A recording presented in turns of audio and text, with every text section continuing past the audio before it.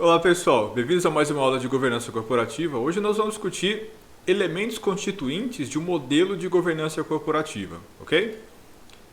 Nós já fizemos essa discussão em uma das aulas anteriores, vamos retomar aqui brevemente alguns tópicos e avançar um pouco mais.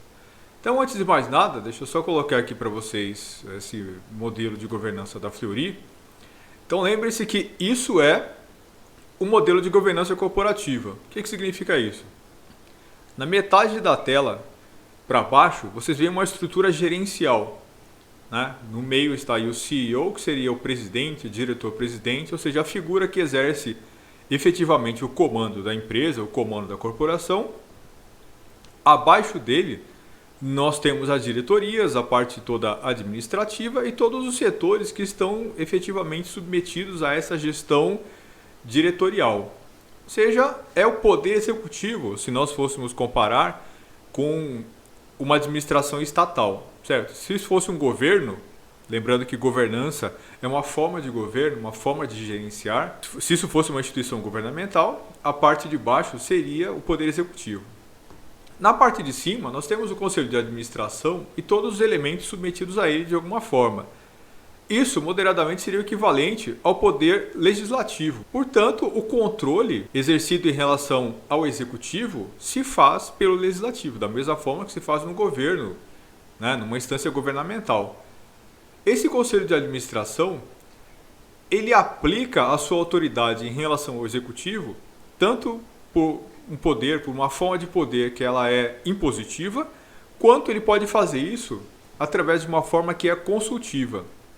Ou seja, há diferentes instâncias de poder aqui, algumas delas são consultivas, outras são impositivas. O que significa dizer que algumas dessas instâncias submetidas ao Conselho de Administração, elas podem propor soluções para o executivo, elas podem indicar possíveis soluções sem que isso seja obrigatório. Outra parte dessas instâncias do poder, elas são obrigatórias. De um modo geral, esse controle estabelecido pelo Conselho de Administração, ele submete o executivo e faz com que ele torne-se mais transparente. Então, lembre-se que o Conselho de Administração, ele essencialmente é composto por pessoas que possuem ações, ou seja, pelos proprietários da empresa, embora dentro do contexto que essa propriedade é fragmentada, e as suas instâncias menores, elas são compostas por pessoas nomeadas e indicadas diretamente por esse Conselho de Administração. Portanto, o Conselho de Administração é uma instância de controle em relação à ação do Executivo. Isso faz com que as ações desse Executivo sejam efetivamente sob escrutínio o tempo todo. Ele precisa o tempo todo estar provando, prestando contas em relação àquilo que ele está fazendo. Essa gestão feita pelo Executivo, com o controle do Conselho de Administração, vai ser uma gestão transparente, vai ser uma gestão voltada para a questão da prestação de contas, vai ser uma gestão voltada para a equidade e vai ser uma gestão voltada essencialmente para uma lógica que é mais democrática, que ela significa entender as funções específicas de cada pessoa dentro de cada setor dentro dessa empresa e dar efetivamente valor para essas posições, valor para essas ideias. Isso significa fazer uma forma de gestão que se estabelece dentro de uma lógica que vai se tornar essencialmente uma lógica democrática. Correto? Então, o modelo de governança corporativa estabelece tudo isso que nós viemos discutindo nas aulas anteriores. Do ponto de vista prático, o que é o modelo de governança corporativa? Significa estabelecer dentro desse organograma esses elementos que estão dentro da parte de cima, ou seja, estabelecer o modelo de controle a partir do Conselho de Administração. Ok? Então, se eu fosse perguntar para vocês o que é, do ponto de vista prático, o modelo de governança, seria isso aí, né? As instâncias de controle que regulamentam, que regem, que submetem o executivo. Certo? É por isso que nós vamos retomar aqui alguns dos elementos contidos nessa cartilha de governança corporativa lá do Instituto Brasileiro de Governança Corporativa, que estabelece certos parâmetros a partir dos quais bons princípios de governança podem se estabelecer dentro de uma empresa ou dentro de uma corporação. Esse conceito de sociedade né? Quem são os sócios da empresa, quem são aqueles que vão compor depois o conselho de administração. Como eu já disse, ele está muito vinculado ao conceito de democracia, e nós poderíamos pensar nesses sócios como os eleitores, como o cidadão de um determinado estado, certo? Então, por isso, esse conceito de uma ação, um voto, está muito vinculada à ideia de equivalência, à ideia de representatividade democrática que se pode estabelecer no interior de um estado. É muito importante entender isso, porque governança corporativa vai para além de simplesmente você submeter a ação do executivo a um conselho de administração. Como eu já disse, significa estabelecer um novo conjunto de ideias dentro da administração, significa gerenciar de uma forma diferente. Então, democracia vai muito para além de você ter tripartição de poderes, né? Poder executivo, legislativo, judiciário e eleições. É perfeitamente possível que nós tenhamos ditaduras que possuem tudo isso. Então, o que define a democracia não é ter eleições, ter um congresso e um poder judiciário, porque isso é meramente forma. O que define efetivamente uma democracia é a forma de governo, é a leveza do governo, é a existência efetiva de respeito a essas minorias, de respeito às instituições menores de poder e às pessoas que estão submetidas a ela de alguma forma. Quando nós pensamos em governança corporativa, a lógica é basicamente a mesma. Então, quando nós estamos falando aqui de uma ação, um voto, significa também estar atento a essa ideia de que acionistas minoritários, por menor que seja a fração desse voto, qualquer um desses votos tem a mesma relevância de que uma quantidade enorme deles. Portanto, todo voto é importante. É isso que esse conceito essencialmente afirma. Essa ideia de que qualquer um que possua uma parte dessa empresa é dono, deve ser considerado como dono e deve ser tratado como tal, é absolutamente fundamental para que o modelo de governança corporativa possa se estabelecer efetivamente. Correto? Então, uma ação, um voto é muito importante. É importante também quando nós comparamos com modalidades possíveis de representatividade que, de modo geral, as pessoas não conhecem muito, né? Porque elas não são muito comuns. Por exemplo, quando nós pensamos na política, quando você vota num candidato a vereador, a prefeito, a governador, o seu voto é igual ao voto de qualquer outra pessoa, né? O seu voto é igual ao voto do presidente da República, é igual ao voto do maior empresário desse país, certo? Cada pessoa tem direito a exatamente um voto e eles valem exatamente a mesma coisa. Nós já estamos acostumados com isso dentro da política. Mas essa não é a única forma de representatividade. É perfeitamente possível que dentro de um país nem todo mundo tenha direito a voto e também é possível que os votos tenham pesos diferentes. Exemplo, até os anos 30, aqui no Brasil, até meados, quase o final dos anos 30, negros, mulheres, índios não podiam votar. Ao longo da década, ao longo da segunda metade do século XX, mulheres, negros e índios, todos adquiriram esse direito a voto, todos passaram a fazer parte desse conceito de cidadania. Antes não faziam, antes só podia votar uma pequena parcela da população, somente os homens. E lá no começo desse século XX, final do século XIX, começo do século XX, o voto ainda era censitário. O que significa isso? Só podia votar pessoas que tinham a partir de um determinado nível de renda. Certo? Então, quando você vai lá para o Brasil da República Velha, né, logo depois do final do Brasil Império, somente votava quem tinha, né, uma certa quantidade de terras, quem tinha um determinado volume de capital, quem tinha certo tanto de cabeça de boi.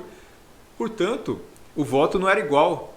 Né? Nem todo mundo tinha o direito de votar. Para votar você tinha que cumprir certos pré-requisitos e esses pré-requisitos eles eram econômicos. O que significa que só podia votar quem era poderoso, só podia votar quem era rico. Né? Essa era a realidade da sociedade brasileira no começo do século XX. De um modo geral, quando a gente compara com empresas, acontecia uma coisa parecida. Né? No contexto em que um modelo de governança corporativa não está efetivamente implementado, quem tem poder dentro de uma empresa? Somente quem tem uma quantidade muito grande de ações, que tem acesso direto à estrutura de comando de poder. Portanto, só tem a sua voz ouvida, só conta, do ponto de vista prático, quem tem efetivamente renda, quem já é poderoso dentro da empresa. Quem não estava dentro desses pré-requisitos, quem não possui uma quantidade grande de ações que não tem esse acesso privilegiado ao poder dentro da empresa, simplesmente não conta, não é ouvido, não faz parte daquilo que seria o conceito de cidadania da empresa. Não vale nada, né? Você ter poucas ações e nenhuma era a mesma coisa, porque você não tinha efetivamente a chance de fazer parte da gestão. As suas ideias, as suas opiniões, as suas propostas sobre quais poderiam ser os futuros da empresa, né, não significavam nada. Inclusive, você não teria nem o direito de pedir informações, né? De você pedir por mais transparência não significava nada a sua posição. A partir do momento que a governança corporativa começa a fazer sentido, se estabelece uma lógica democrática de controle em que esse acionista minoritário comece a ser ouvido. Seria muito parecido com aquilo que na política aconteceu com a incorporação das mulheres, dos negros e dos indígenas no conceito de cidadania. Vocês entenderam? É muito importante entender uma empresa ou um mercado corporativo quando a gente compara com o Estado. Num contexto em que a gestão não é democrática, as pessoas não são ouvidas, a gestão é autoritária e ela tende a ser geradora de desperdício, ela tende a ser menos eficiente e ela tende a favorecer exclusivamente interesses de certos grupos em detrimento de todo o resto. Se somente algumas pessoas têm acesso ao poder, somente elas terão acesso às benesses desse poder, aos benefícios desse poder. Todo o resto das pessoas não terão acesso a isso.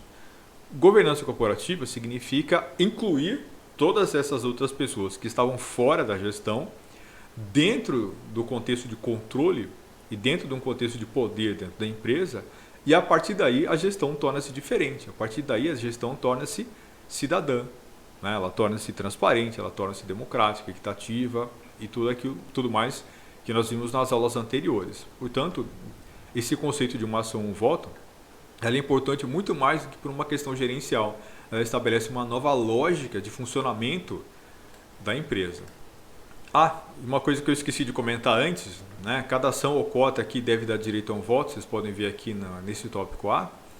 Vocês já ouviram falar de algum contexto em que cada voto não tem o mesmo valor? Porque eu falei de uma situação que era diferente. Por exemplo, no passado, no Brasil, mulheres, negros e índios não votavam, né? E pobres também não. Portanto, pobres, negros, mulheres e índios não contavam, estavam fora. Mas o voto de quem efetivamente tinha acesso ao poder, o voto de quem tinha renda, dos homens ricos, né, no Brasil da Primeira República, todos eles contavam igual, certo? Então, continua existindo aqui o conceito de cada voto tem o mesmo valor, mas nem todo mundo tinha direito a voto. Acontece que há certas situações em que o voto das pessoas não tem o mesmo valor.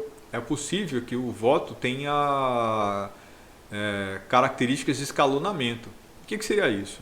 Isso é muito pouco comum, mas existem em certas situações específicas, isso já existiu em sociedades políticas no passado, em certos estados no passado, isso já existiu assim também. Por exemplo, eu me formei lá na Unesp em Marília, né, uma universidade estadual,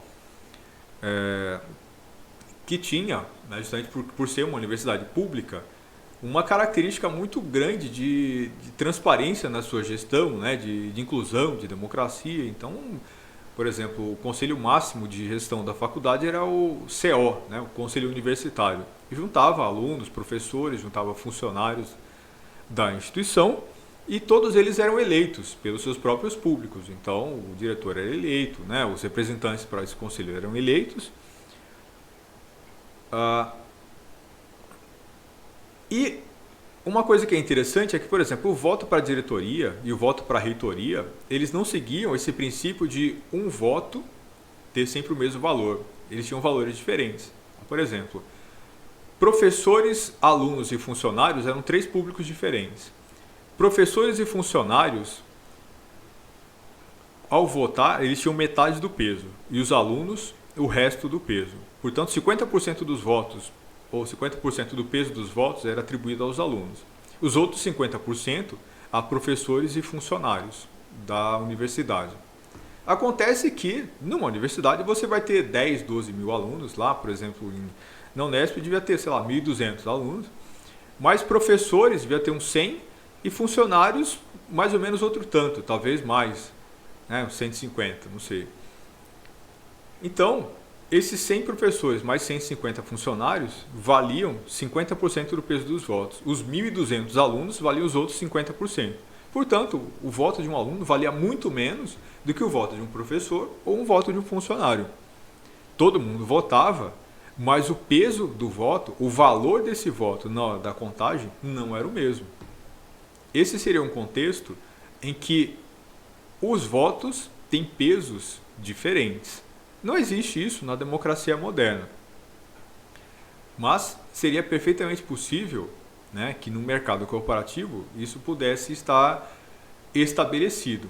No mercado corporativo, o que acontecer é uma coisa um pouco diferente. Por exemplo, até outro dia era muito comum, ainda existe hoje, mas é cada vez mais raro, empresas lançarem um programa de abertura de capital com ações ordinárias e ações preferenciais. Ações preferenciais eram ações que davam acesso preferencial aos dividendos, mas sem direito a voto. E as ações ordinárias davam direito a voto. Portanto, uma parte das ações tinha direito a voto e outra parte não. Essa situação era muito parecida com aquela que nós discutimos antes, em que uma parcela importante das pessoas, né, no Brasil não tinha direito a voto. No mercado corporativo acontecia uma coisa parecida com ações preferenciais e ações ordinárias, ações com direito a voto e ações sem direito a voto. Você compra uma parcela da propriedade da empresa no contexto que você não é cidadão, no sentido de que você não tem direito a voto. Você não pode participar do conselho, você não tem a sua voz ouvida, você não pode cobrar transparência. Hoje, essa é uma prática que vem sendo desestimulada, portanto, empresas não têm mais feito a abertura de capital com essa divisão, ações preferenciais e ordinárias. Né? Hoje em dia, todas as empresas vêm lançando as suas ações no mercado num contexto em que o voto é ordinário, portanto, todo mundo tem direito a voto. A Bovespa, ela tem um novo mercado, que seria um mercado com um nível mais elevado de governança, um nível melhor de transparência, né, de boas práticas no setor corporativo, e todas as empresas que fazem parte do novo mercado na B3, né, na Bovespa, elas necessariamente só possuem voto ordinário. Elas não têm, né, empresas que adotam boas práticas não têm voto preferencial. Tudo isso porque ter essa diferença, a existência dessa divisão tem um impacto no modelo de gestão. A gestão tende a ser menos transparente num contexto em que o gestor não precisa prestar contas para uma parcela muito importante dos seus acionistas. Então, ter acesso a voto para todo mundo significa fazer com que essas empresas elas possam ser mais transparentes como um todo, como uma forma de ser, como uma forma de gerir e não como uma obrigação para o gestor. Isso tem que ser naturalizado, não ser uma coisa que ele é forçado a fazer. Ok? Então é importante que todo mundo tenha o direito todo mundo tenha o direito de votar. E é importante que o voto tenha sempre o mesmo peso para você não ter cidadãos de primeira e de segunda classe. Esse exemplo que eu mencionei para vocês, de voto diferenciado entre professores e funcionários, em comparação com os alunos da faculdade, significava, do ponto de vista prático, estabelecer os alunos como cidadãos de segunda classe. A justificativa para isso é, os alunos são passageiros, né? Os alunos entram e saem da faculdade muito rapidamente e as decisões tomadas pelo conselho ou pelo diretor, né? Uma eleição para diretor, o voto era contado dessa forma, mas as decisões tomadas pelo diretor, elas ficam. Então, se os alunos votam no mau diretor, as consequências dessa má gestão ficam para quem permanece. Os professores e os funcionários vão ter que lidar com isso, as novas gerações de alunos, mas aqueles que votaram não terão que lidar com essas consequências. Essa é um argumento bastante polêmico, mas era isso que se aventava na época. Mas o ponto é, será que faz sentido numa sociedade democrática você estabelecer cidadão de primeira e segunda classe? Muito provavelmente não. Portanto, o voto proporcional e universal, né, todo mundo tem direito ao mesmo voto e todo mundo tem direito de votar, é um elemento fundamental da democracia e também um elemento fundamental da governança corporativa, correto? Então nós temos sempre que comparar uma coisa com outra. Um bom modelo de governança é o equivalente a uma boa democracia dentro de um Estado. É sempre importante ter esses parâmetros, né, para que nós possamos compará-los.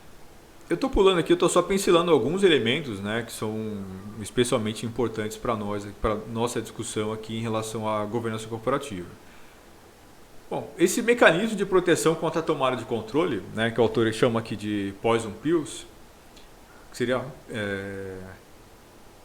pílulas de veneno, né? Seria, o objetivo aqui seria prevenir a tomada de controle de uma companhia aberta em função de uma oscilação momentânea de preço de ações. O que significa isso? Imagina uma empresa, né, que está aí no mercado, de repente, por um balanço muito ruim, o preço dessas ações desaba. Como as ações ficam muito baratas do dia para a noite, de repente, com uma quantidade relativamente pequena de dinheiro, alguém que tem uma quantidade grande de capital vai lá, compra uma grande parte dessas ações e simplesmente vira um novo controlador. Assume o controle e passa a ele mesmo, né, influenciar os destinos da corporação, os destinos da empresa, porque ele vai ter a maioria, né, assumir o controle acionário significa assumir não o maior número, não ser o maior acionista, mas assumir mais de 50% das ações da empresa. Isso significa, né, assumir o controle da empresa. Quando você tem esse controle, você tem o controle também do conselho de administração, que é composto pelos acionistas. Se você detém mais de metade dos votos que elege o conselho de administração, você elege o conselho de administração. Portanto, assumir o controle significa isso. É muito importante prestar atenção a essa tomada de controle, porque isso define o destino da empresa completamente. Portanto, qualquer um que vá assumir o controle de uma empresa precisa passar por uma série de pré-requisitos. As empresas de capital aberto, em geral, têm mecanismos para evitar esse tipo de tomada de controle. Isso não vai ser feito assim na calada da noite. Você não pode comprar ações da empresa a ponto de assumir esse controle acionário, a não ser que isso seja negociado com o próprio conselho de administração. Então, se você quer comprar ações de uma empresa a ponto de assumir o controle dela e ela tem mecanismo de governança corporativa, essa tomada de controle precisa ser negociada. A empresa precisa ter mecanismos para evitar essa tomada de controle, para que as consequências dessa compra de controle possam ser discutidas a anteriori. Ok? Se a gente fosse comparar isso com o Estado, seria mais ou menos como comparar num governo parlamentarista a troca de comando do governo. Certo? Então, no governo parlamentarista, né, explicando aqui muito rapidamente, o controle está nas mãos do parlamento e não no poder executivo, não o presidente. É o primeiro-ministro que tem o controle do Estado, muito simplificadamente. O primeiro-ministro é indicado pelo parlamento, ele vai ser representante do maior partido, da maior coalizão de partidos, e enquanto essa coalizão ou partido tiver o controle da Câmara, controle do Congresso, esse primeiro-ministro vai permanecer no controle. Se o controle do partido, se o número de votos do partido, se a coalizão se fragmenta, né, se o partido perde votos numa nova eleição e não consegue eleger a maioria, o governo cai. Se a coalizão se fragmenta, se a coalizão que sustenta o governo perde coesão e, portanto, perde maioria no Congresso, esse governo também cai. É preciso convocar novas eleições e alguns estados têm mecanismos para tornar esse processo um pouco mais previsível. Não necessariamente a queda no número de votos no partido ou o fim de uma coalizão leva à convocação imediata de eleições. É perfeitamente possível que se estabeleça um prazo para que a coalizão renegocie, né, para que os partidos se acertem no Congresso para tentar formar um novo governo. Portanto, numa situação como essa, então você vai ter um presidente ou monarca que vai ser o chefe de Estado e o primeiro-ministro que vai ser o chefe de governo. Se o primeiro-ministro perde a maioria dos votos no Congresso, há situações, que seria como essa aqui, uma espécie de poison pill, em que ao invés de você derrubar o governo na hora e convocar novas eleições, o que você faz é dar um prazo para que esse governo possa se recompor. Seria uma situação muito parecida com essa. Então, ao invés de você ter uma troca automática de comando, você faz isso de forma negociada para evitar confusão, para evitar problemas oriundos dessa troca feita de forma atabalhoada. Certo? Então, há muitos elementos da governança corporativa e de um governo estatal que são muito próximos e pelas mesmas razões. Ok? Então, essa questão da política de controle também é muito importante para estabelecer uma espécie de previsibilidade e para você pensar nas consequências dessa troca de comando. Porque não é uma coisa simples. Se alguém assume o controle de uma empresa e o controle também do conselho de acionistas, os acionistas minoritários tornam-se aqui reféns dessa pessoa. Né? Alguém que tenha tantas ações de uma empresa que controle o conselho de administração, ele pode, por conta disso, controlar também a gestão, né? Controlar o poder executivo da empresa. E aí você elimina todas as características positivas do modelo de governança corporativa. Esse modelo de governança corporativa, ele passa a ser uma coisa apenas pro forma, uma coisa que existe apenas do ponto de vista formal. Ele deixa de ter efetividade prática. Você entendeu por quê? Se alguém tem tantas ações a ponto de mandar sozinho na empresa, porque ele pode controlar também o conselho de administração, então o conselho de administração deixa de fazer sentido. Tem um monte de elementos importantes que são discutidos aqui. Política de dividendos, por exemplo.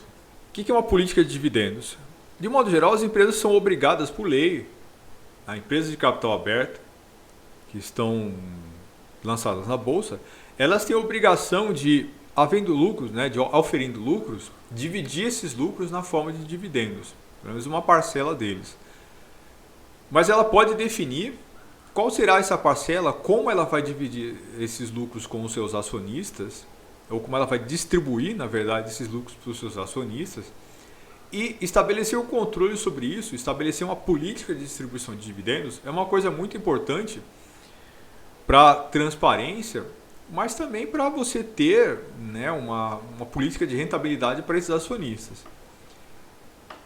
Uma coisa que é importante salientar aqui é: será que todo lucro ser distribuído para os acionistas automaticamente é sempre a melhor solução para uma empresa? Esse é um ponto importante. Não necessariamente. Por exemplo, uma empresa que precise sempre reinvestir, né, que precise sempre estar se atualizando para se manter presente no mercado, se ela distribui todo o lucro que ela aufere, né, se ela distribui todo o lucro que ela consegue ganhar ao longo de um ano, ela não reinveste, ela perde, portanto, ela potencialmente pode perder participação no mercado e com isso o acionista vai ser prejudicado. Ele pode receber mais dividendos num ano, mas por conta disso, pelo fato de que a empresa não se renovou, ela não teve capacidade de permanecer competitiva no mercado, ela vai perdendo participação no mercado e essas ações vão se desvalorizar e o acionista vai receber menos dividendos nos anos seguintes. Portanto, é péssimo uma situação como essa. Então, estabelecer uma política clara de dividendos no contexto em que quantidade suficiente de dividendos são distribuídas, mas permitindo a competitividade da empresa, permitindo a reincorporação de parte desses dividendos, né? Investindo em pesquisa, investindo na abertura de novos mercados, também é sempre uma coisa muito importante. Então pense que isso aqui é uma coisa muito parecida com a definição de um orçamento de Estado, certo? Então quais são os benefícios de Estado que o Estado distribui para a população? Quais são as políticas de distribuição desses benefícios, dos dividendos do Estado? Isso é uma coisa muito importante. O Estado gastar mais, o Estado distribuir o máximo possível para a população é sempre o melhor? Não, né? Porque isso pode aumentar o endividamento, isso pode criar uma série de problemas que depois vão acabar levando a uma crise de gestão muito grave no futuro. Portanto, o Estado tem que sempre oferecer a maior quantidade possível de benefícios à população, não importa o que? Não necessariamente. É preciso fazer uma discussão clara e transparente sobre isso. Quais são as funções do Estado e como ele deve ser gerido, né? Como ele deve gastar os seus recursos, como ele deve pensar o seu futuro. É sempre muito importante fazer isso. Então, as discussões todas sobre gestão, orçamento, formulações de pesquisa, de políticas públicas de longo prazo, são sempre fundamentais. Numa empresa, é exatamente a mesma coisa. Por exemplo, política de dividendos tem muito a ver com isso. Não só a política de dividendos, mas toda a formulação de estratégias a gestão do orçamento da empresa, de corte de gasto e tudo isso, tem a ver com esses elementos. Uma empresa pode cortar gastos para distribuir mais dividendos, mas esse corte de gastos pode ser nocivo para o futuro da empresa. Portanto, estabelecer um ponto de equilíbrio aqui é absolutamente fundamental, pela mesma razão que é fundamental dentro de uma gestão estatal.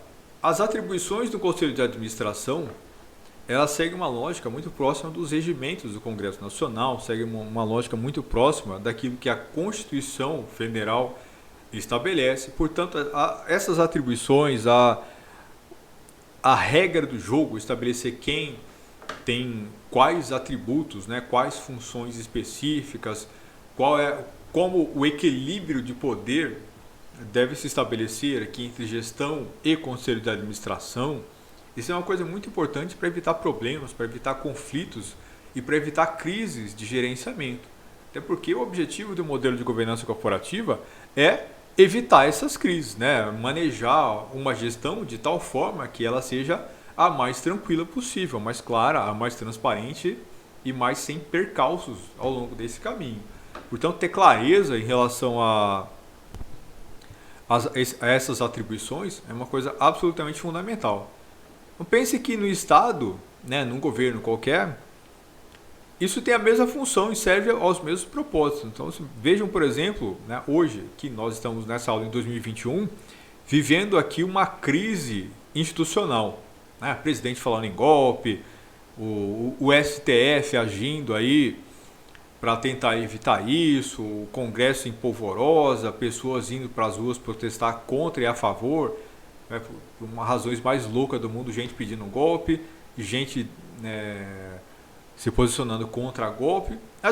Mas o que interessa para a gente aqui então vejam, nós estamos vivendo uma crise institucional porque a função dos atores institucionais não está clara. Certo? Então, quais são os limites efetivos do poder do Congresso? Os limites efetivos do poder do STF? Quais são os limites efetivos do poder executivo? O que o presidente pode ou não pode fazer? Como contê-lo, como mantê-lo dentro das suas atribuições institucionais? Né? Como manter o STF dentro das suas atribuições?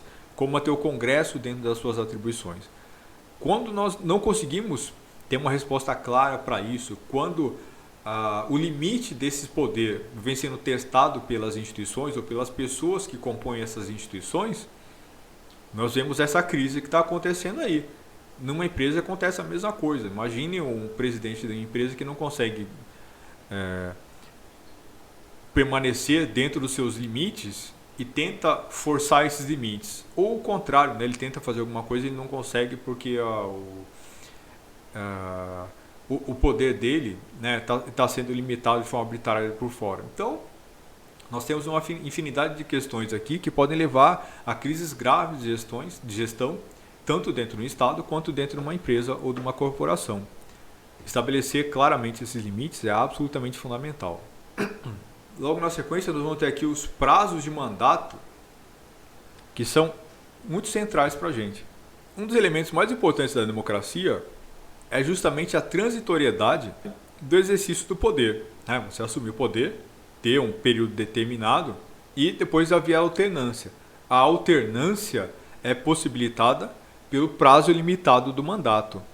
Isso é uma característica importante do governo democrático, porque ele permite a alternância, ele permite que pessoas que pensam de forma diferente possam assumir o poder no futuro, e ela coloca o gestor numa condição em que, se hoje ele tem poder, no futuro ele pode estar ocupando uma posição em que ele não é mais a fonte principal desse poder e ele vai voltar a uma condição em que ele está submetido, certo? Então vamos pensar, por exemplo, aqui na política estatal. Fernando Henrique Cardoso, Lula, Collor, Dilma, todos esses, Michel Temer, todos esses ex-presidentes que antes, que em determinado momento histórico foram presidentes da República, foram poder máximo dentro da estrutura de poder brasileira, embora compartilhando esse poder com o legislativo e com o judiciário, mas eles eram a face mais visível do Estado brasileiro. Eles exerceram esse poder E quando acabou o mandato deles, eles foram embora, foram para casa e continuam vivendo no Brasil na condição de cidadãos. Então vejam, as decisões que eles tomaram, enquanto foram poderosos, agora influenciam também a vida deles, certo? Então, pelo fato de que eles sabiam que em algum momento deixariam o poder, eles tinham que ter em mente que todas as decisões que eles tomassem iriam influenciar a vida deles no futuro, porque eles não seriam presidentes para sempre. Você toma uma decisão que concentra poder demais nas mãos do executivo, porque eles se sentiam bem governando o país dessa forma, significava que algum dia eles sairiam e que outro, em algum momento, exerceria esse poder de forma excessivamente centralizada e eles estariam acompanhando isso na condição de cidadãos, certo? Então, eles teriam que pensar duas vezes para saber se realmente valeria a pena, né, tentar concentrar mais poder nas mãos do executivo, certo? Então, essa transitoriedade do poder, né, tem essa função, que é muito importante. Enfim, a abordagem e ao escopo desse conselho de administração. Já falamos sobre isso, né, quando nós discutimos a questão da regra do jogo, né? Quais são os limites e as atribuições de cada um desses poderes. É muito importante que esse escopo seja claramente determinado, para que você tenha, por exemplo, uma diretoria financeira. Só para pensar aqui o caso de uma empresa. Você pode ter uma diretoria financeira, uma auditoria independente e, além disso, um conselho financeiro que está submetido ao conselho de administração, mas não é ele que faz a auditoria independente e não é ele que faz, né, que controla as finanças da empresa do ponto de vista da gestão. Então, quem é que comanda, quem é que estabelece as regras da gestão financeira dessa empresa? Como é que funciona o controle financeiro dessa corporação? Então, vejam, todos esses órgãos que eu acabei de mencionar para vocês, eles têm funções que são muito próximas, mas elas têm abordagens diferentes, finalidades diferentes e elas servem a propósitos diferentes dentro da gestão. Todas elas trabalham com os dados da empresa, todas elas estão ligadas com transparência, né, de certa forma, mas a função delas é diferente, embora lidando diretamente aqui com a questão financeira da empresa. Então, estabelecer isso de forma muito clara, também dentro da estrutura institucional, é muito importante. Não apenas estabelecer claramente as relações entre quais são os poderes do gestor da empresa e do conselho de administração, que seria moderadamente como estabelecer claramente a separação entre os poderes executivo e legislativo, mas também dentro dessa estrutura, numa escala menor, haverá outros elementos institucionais que precisam também ter a sua função estabelecida de forma bastante clara. Certo? Então, só para vocês acompanharem aqui de novo, deixa eu voltar lá. Então, olha aqui. Se vocês olharem lá em cima, no canto direito superior, vocês vão ver lá auditoria interna, submetida ao conselho de administração. Mas esse conselho de administração não controla aqui essa diretoria de finanças, por exemplo, em relação com investidores, que vocês veem na parte de baixo, à esquerda, aí, onde está escrito CEO. Certo? Embaixo tem aí comercial e B2B, pessoas e sustentabilidade. À esquerda vocês vão ver finanças e relação com investidores. Isso tem uma função muito parecida com a auditoria interna lá em cima, no canto direito superior, mas também à esquerda, lá em cima, vocês vão ver o conselho fiscal. Se conseguirem chegar a esses 3 pontos aí, forma quase uma pirâmide aí na tela, né? Conselho fiscal lá em cima à esquerda, lá embaixo finanças e relação com investidores, e depois lá à direita, em cima, auditoria interna. São todas estruturas muito próximas, que têm funções muito parecidas, mas finalidades diferentes. O escopo, o alcance, né, de cada um desses grupos, de cada um desses órgãos dentro da empresa, também precisa ficar muito claro para eles não baterem cabeça. Né? Parece uma coisa óbvia, mas isso precisa ser colocado no papel. Senão a tendência das pessoas dentro de uma corporação qualquer é sempre tentar concentrar cada vez mais funções e poder, né, debaixo da sua própria asa. Precisa ficar sempre muito claro o que cada pessoa e cada setor faz para você evitar esse tipo de confusão e evitar, por conta disso, justamente drama, né? Você evitar conflitos internos dentro da empresa. Afinal de contas, como eu já disse, o objetivo da governança corporativa é evitar esses conflitos e não criá-los. E é perfeitamente possível criar conflitos quando você torna mais complexa a gestão. E governança corporativa torna a gestão mais complexa. Então deixa eu só mostrar aqui uma coisa para vocês. No mundo moderno, dinâmico e competitivo, a governança corporativa tem se tornado fator fundamental para o sucesso das empresas. Com as empresas de capital fechado, não é diferente. Muitas delas vêm se desenvolvendo a partir da incorporação das boas práticas de governança corporativa, facilitando o fluxo de informações e a tomada de decisão. Pensando nisso, o IBGC criou a Métrica de Governança Corporativa, uma ferramenta gratuita de autoavaliação capaz de mapear as práticas adotadas pela empresa e o seu estágio de evolução. A ideia é proporcionar uma experiência interativa por meio de uma plataforma customizada, organizada por indicadores e dimensões. O usuário escolherá a ordem em que irá responder às questões de cada indicador. Ao responder, é possível salvar as informações.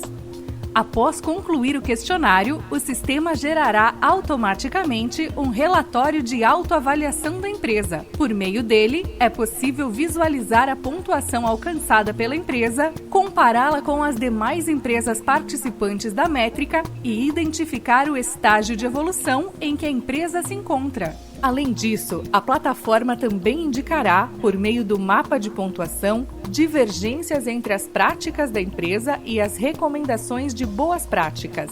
Se você e a sua empresa se interessam pela ideia e buscam conhecer melhor a governança corporativa e o nível de desenvolvimento da sua empresa, acesse o site do IBGC e participe dessa iniciativa. Ok? Deixa eu ver. Esse vídeo aí, ele tinha como objetivo mostrar o seguinte para vocês. Esse site do IBGC, que é o órgão, né, que mais discute a questão da governança corporativa no Brasil, ele tem uma série de ferramentas. Vocês vão encontrar nele um monte de textos, né, um monte de produção científica até, falando sobre governança, né, estudos, mencionando casos específicos de governança, um monte de coisa, né, autores que falaram sobre isso ao longo do tempo, de uma maneira bem interessante. Mas também tem coisas como essa ferramenta que eu acabei de mostrar para vocês através desse vídeo, que é uma ferramenta de governança corporativa, né, na verdade de análise de governança corporativa. Então, para que serve essa ferramenta? Você se inscreve lá no site, baixa o aplicativo e você pode avaliar qualquer empresa com base nas questões que serão apresentadas lá. Então vocês vão seguir o questionário, ticando lá se aplica ou não aquela situação específica, aquele caso específico, aquele jeito de tomar certas decisões ou não. E com base no preenchimento desse formulário, você chega lá no final, num resultado que aponta como é que funciona o modelo de governança, se ele é falho, se ele não é falho, se ele precisa ser aprimorado ou não. Então o que nós vamos fazer, né, lá na próxima aula? Trabalhar esse formulário, nós vamos pensar, eu vou manter contato com vocês depois de longo tempo, talvez não possa ser feito na semana que vem, talvez a gente faça na outra.